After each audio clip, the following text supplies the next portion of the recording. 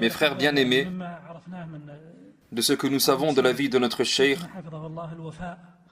il y a la loyauté envers les savants décédés. Et en vérité, j'ai demandé la permission au cheikh de parler de ce point.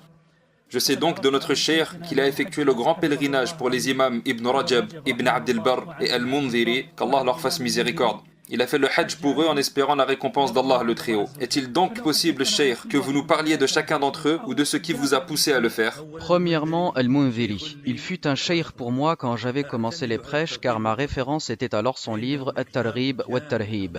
Son livre est vraiment très riche et c'est le plus complet en termes d'exhortation, d'encouragement pour le paradis et d'avertissement contre l'enfer. J'apprenais donc les hadiths rapportés dedans car les commentaires et les exposés des hadiths y sont vraiment bien et il apporte des enseignements. J'ai donc été très marqué par ce livre. De même pour le livre Le Jardin des Vertueux de Nawawi. Nous avons aussi lu certains livres de Ibn Abd al-Barr dont At-Tamhid et Al-Istidhkar.